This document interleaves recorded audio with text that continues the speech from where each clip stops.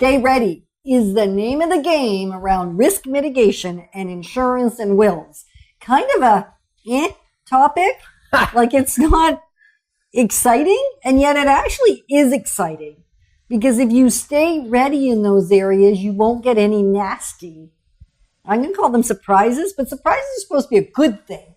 So today we're going to talk about risk mitigation in relation to owning a home and more. Yeah, way more. Way more. Way more. Yeah. So if you're alive and you're listening to this, there's going to be value in it for you because it's all about how to reduce or mitigate risk and handle the insurance and wills and all that's involved with that in relation to real estate and so much more. So I'm Yetta Decker. And I'm Ken Decker. And we form part of the Decker team. And the Decker team has been able to have the privilege of serving you and thousands of clients over the last 30 years and serve them in such a way that they're actually protected. So this is a show that really underpins what we're doing all the time, is mitigating risk on behalf of our sellers and our buyers. Yes, that's correct. We are about serving and protecting. Kind of sounds like a police officer. Serve and protect. And yet we sell homes, we sell properties, we sell investments, and we do that to help people. It was interesting. We were at a conference a little while back in the United States, and one of the presenters I went to listen to was talking about investing in real estate. And I'm one that, I love investing in real estate. I love helping people build wealth through real estate. And what he said was really interesting. He said, every time someone has a child, call them and recommend they buy an investment property. And I thought, well, that's kind of weird. He said, no. Because by the time that child is ready to go to university or college, it's fully funded by the investment property. Isn't that neat? Yeah, they go through college or university for free. Or get a launch through life. Basically. Maybe it's buy their first home. Maybe it's transfer that property, or actually maybe better yet, it's help them buy 2 or 3 properties from the one that you purchased for them when they were a wee babe. Yeah. Kind of neat so how really cool. It sets the stage for the future. And so we would be remiss if we didn't tell you about the Wealth or the Millionaire Investor Workshop that is on April 18th. Almost forgot about it. How dare I? And Ken reminded me by sharing about the babies. Yeah, well, the show is early on. You had time to remember. I know. But it's good. It's good. Because it's so exciting that we want to talk to you and invite you in person. Right now, I'm inviting you in person to our Millionaire Workshop, where we're going to help people learn the tools, systems, and models to become millionaires. And that workshop is on Wednesday, April the 18th. We have limited seating. It's from 6:30 to 8:30, and it's only $27. And you'll get a free copy of my book.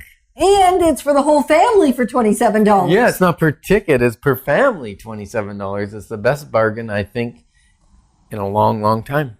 Right. And the reason we've chosen to do it family, this is a new thing in the last couple of months that we've chosen to do.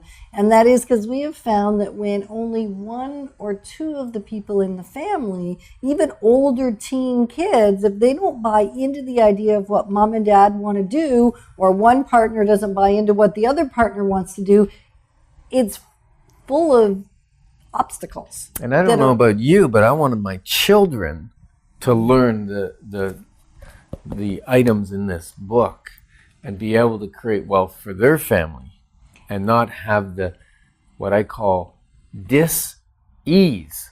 Because if you spend, let's say 90 cents out of every dollar that you make, you will never have financial dis-ease. Right. If you spend 101 pennies of every dollar that you make, then you will have stress. And stress causes dis-ease, which causes disease. Yeah. It's an awful thing. And we can talk about it in such a real way because there was a time we didn't understand money and how to make money work for us. We understood how to spend it, and we understood how to spend more than we earned. We just didn't know how to spend less than we earned, and we didn't know how to give it away and save it and invest it. We just didn't know. We didn't know what we didn't know, and we actually didn't think anything was wrong. Yeah, because we were modeling what my parent modeled for me, which was, earn a buck, spend a buck, have a great life, work hard, earn lots of money, spend lots of money. And we were modeling that, you and I, and we were broke and broken. And then there was an incident. That incident was my father passing away and me discovering that he had insufficient life insurance. He did have a will, which was good. So his widow got the estate. The unfortunate part was by the time we paid off all the debt he had, there was only like $40,000 left. And I can't remember how old Nancy was when he passed, but she wasn't that old. She had $40,000 to live on for the rest of her life. And that was after we paid for the burial plot, and after a lot of the expenses were handled by other people, and the house was sold. Like, there was no house to live in. There was just this little bit of money left, which wasn't enough to do anything. And so that was a decision. We'd already started to turn the path. We'd already realized there were some issues. We really turned up the heat on changing our lifestyle and our financial decisions, because we decided that was not how we were going to leave our children. And then we got really passionate, crazy passionate about making a difference, not only in our family's life, not only leaving a legacy for those that we know and loved, really helping others create legacy for their family so that they don't leave them in financial chaos. It's hard, really hard to lose a loved one. Yeah. I suspect you've lost one or more. We certainly have lost many. And to add to that a financial hardship, it's really tough. And so not good. Yetta and I spent 10 years reading financial wealth books, studying the wealthy, watching seminars, going to seminars, traveling, spending. We've spent, well over $500,000 on education. And then birthed out of that was the Wealth Formula. And the Wealth Formula is a book. It's written as a story, because many of the books we read were dry and boring. And hard to get through. And hard to understand. Like, really hard to get through. Have you ever read one of those books and you fall asleep on it? You can't get through half a chapter, and then you reread that half a chapter again and again and again, and it's just not sinking in. So we knew that when it was time to write the book, and it was something that really took many years to birth, and yet as we were writing it, and Ken did the primary writing, and yet you can be rest assured he asked for my input, and it really is what do you call read that? Every chapter and gave input after I hand wrote it. Yes. Every chapter went into Yetta's hands for her to read and edit before it went to the typewriter. Yeah, it did. And kind of an interesting aside that I don't know if we've shared this publicly. We may have shared it in private a few times. On our financial wealth building journey, we had some setbacks now and then because we would lose our space. We would lose our place and then we'd stop tracking, or we'd start spending more than we were earning, and then we'd get back on track. So it wasn't a straight line once we made the decision. And then even when we were writing the book, in the midst of Ken writing the book, he had probably a third to 50% of it written by hand in a journal. And then I had the opportunity to have a near-death journey. And when he came in the ambulance with me, for some reason, he chose to run back into the house to get the book because he figured he was going to be at the hospital a long time so he could write in his book. Well, that ambulance ride saved my life, which is great. Yeah, but that was dumb thinking, because when your wife's on her deathbed, who's going to be in a creative mode to write a book? Was that clear thinking? I think it was not clear thinking at the time.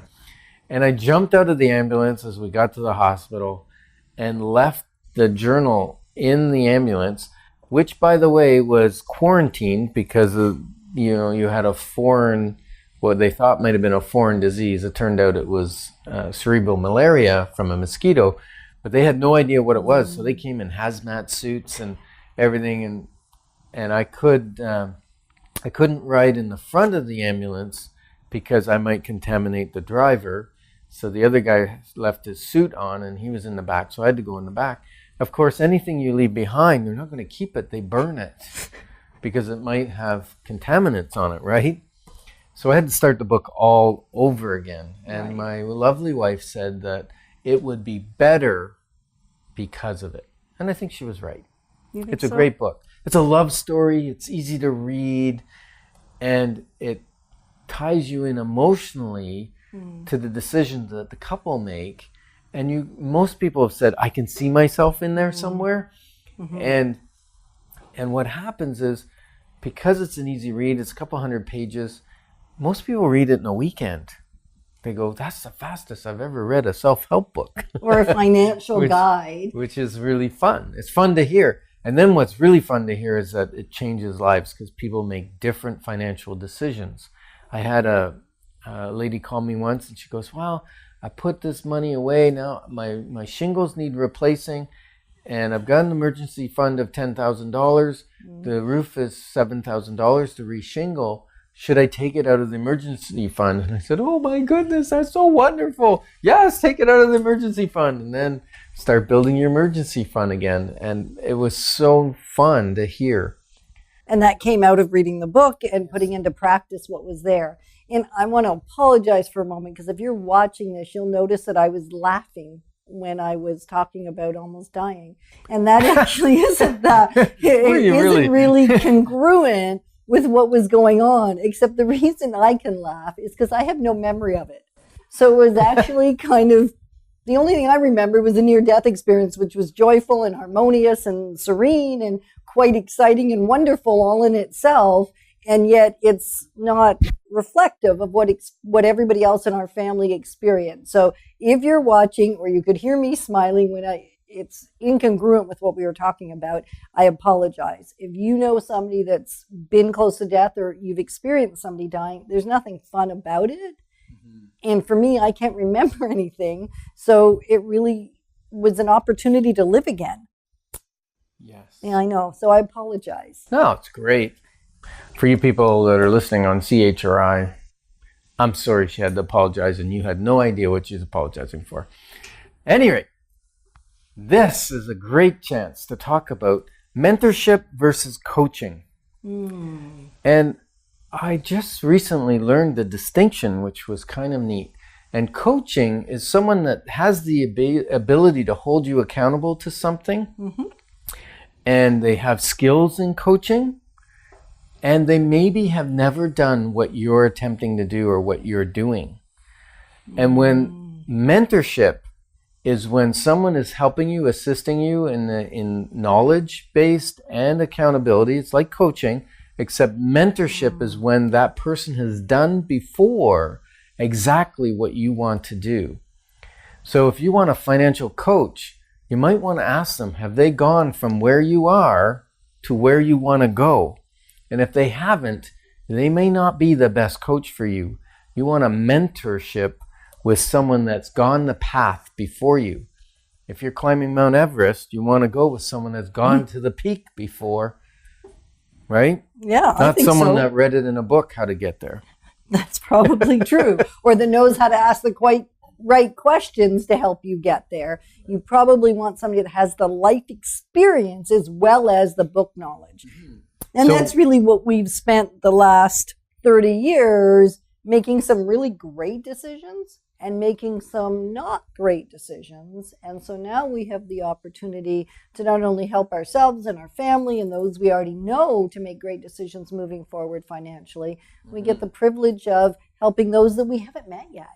Yeah, and the book was a great start, and many people took action, and some people didn't take action. And so what Yetta and I have done is we've created a millionaire mentorship program. And we're not giving any details right now, but it's pretty exciting. It is. If you'd like to hear some details, you can come to our Millionaire Workshop. And our Millionaire Workshop is Wednesday, April the 18th. You can go to Eventbrite and sign up. It's $27 per family.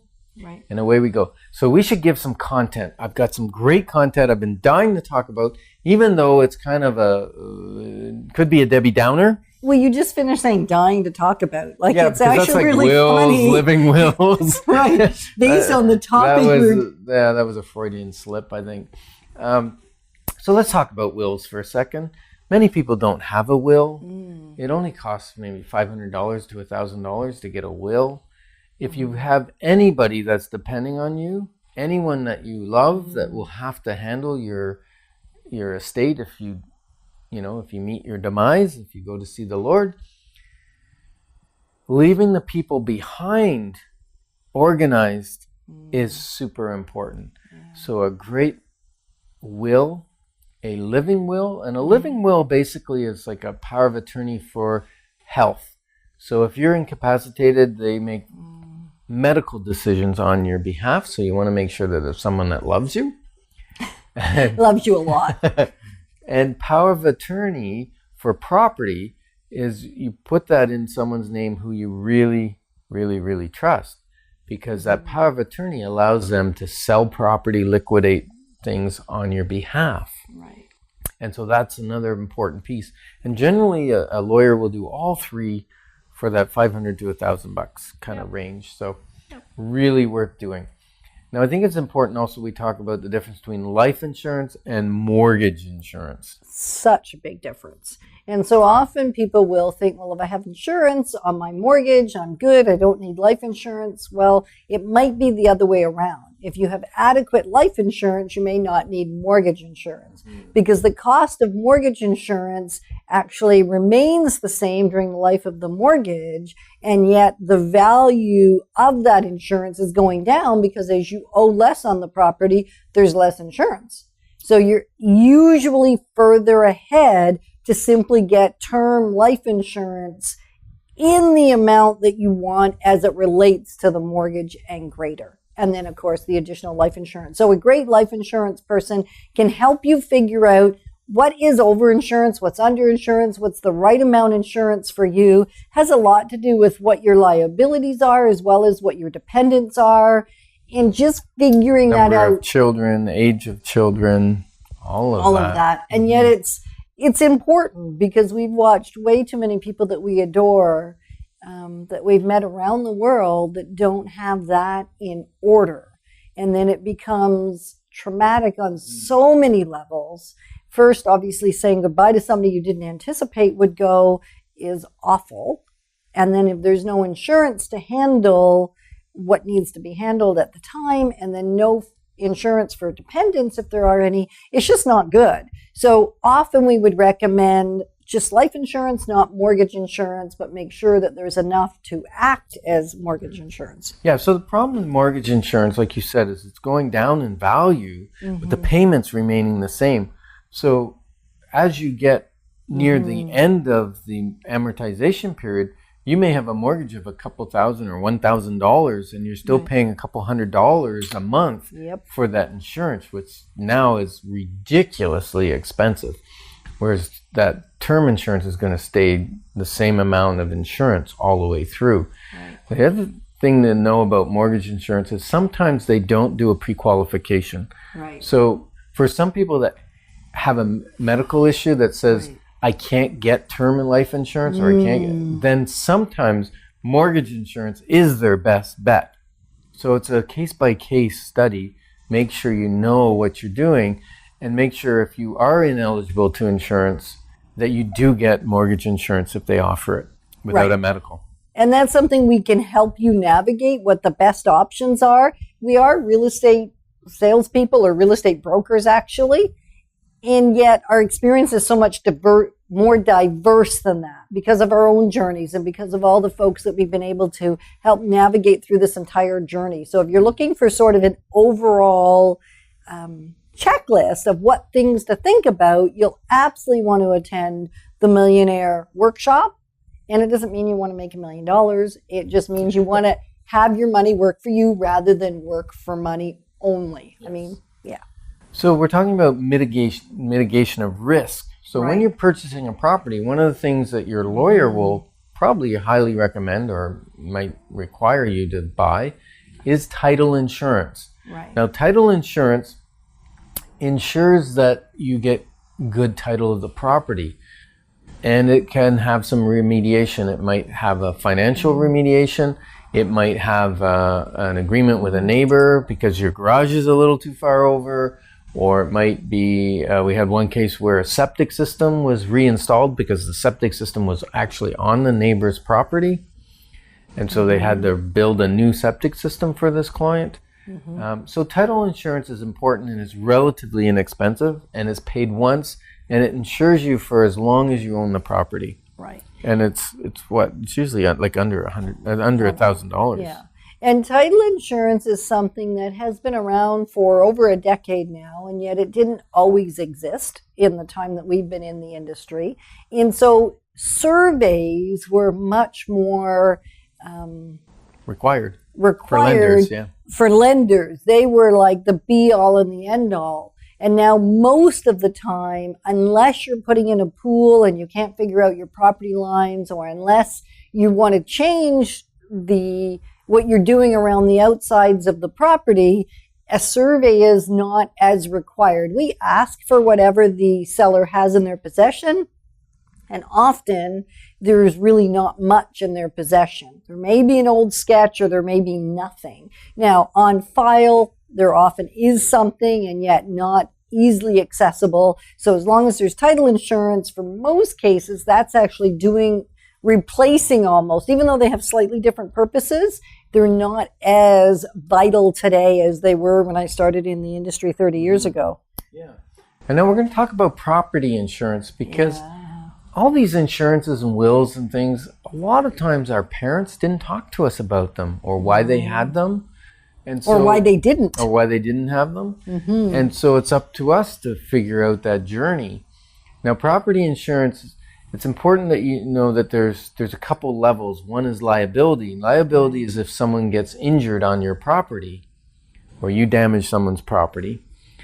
And a lot of times it used to be $500,000 or $1 million. It's not enough anymore. No, it's not.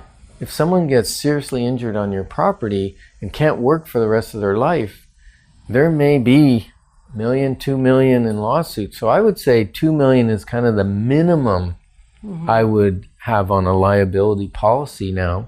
Agreed. Agreed? Agreed. Hallelujah. We agree. And then the other is the property itself for damage or catastrophic loss, that type of thing. So what kind of riders should we make sure our insurance has? Because they have like base level insurance and medium and top tier, and it's the most expensive, but it's also the most comprehensive. It covers the most amount of things. So what kind of things would we want to make sure it has? We want to make sure it has water escape. We want to make sure it has replacement cost. We want to make sure that there's riders, if we want them for things like jewelry and electronics and art, if those things are important to us, we want to make sure those riders are in place. If we lose some jewelry and we're not going to replace it anyway, maybe we don't want to pay the premium. You just want to make the decision you want to make a conscious decision. And one of the best ways to handle the insurance conversation is to take pictures of everything. It's so easy today, or videotape. Just walk around and videotape everything that's in your house and put that outside of your property. Yeah, if it's maybe in the clouds. You may be in the clouds. Yeah, and the clouds is the best place to store things, I find now. Yeah, I know. It's always silent because I always like to make a joke. What do you do when it's sunny? Because you can't put anything up in the clouds if there's no clouds. And yet that's not really true. I know it's electronic storage and it's off-site. And so you'll have if you do a video with your phone and you store it on the cloud as well as on your phone, now you're doubly protected if something goes wrong. You can also, I found some great forms on the net today from insurance companies that were a PDF, and you filled them out. It had alphabetically all the different things by room, and you went through and you said, what do you have? How many of them? What do you think the replacement cost would be? And when you total all that up, it's not because that's what you will necessarily get. That's why you want the video to support things. But the reason you fill that out is it makes sure you have enough insurance, because now you see the total of what it would really cost you to replace all your clothing and replace all your furniture and everything. Yeah.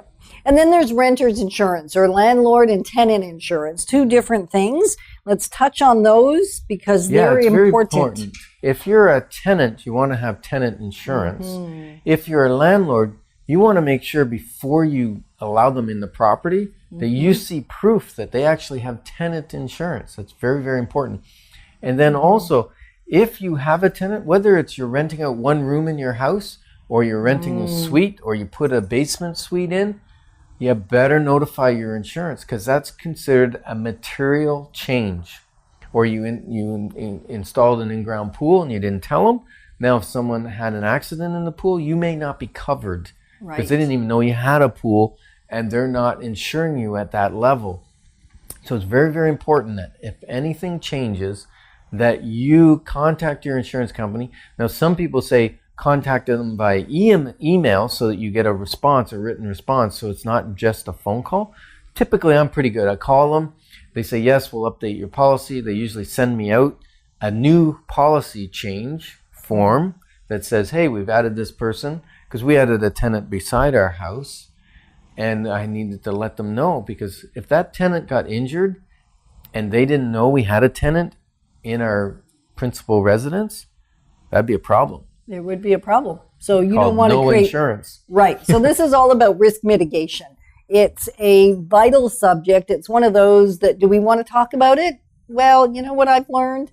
If we don't talk about those things that are a little uncomfortable, sometimes it can be more than a little uncomfortable because we didn't talk about it, and now we have a challenge that we can't get over. We can't fix now. So I'm grateful that you let us playfully, powerfully, and purposefully to have those conversations that need to be had before it's too late.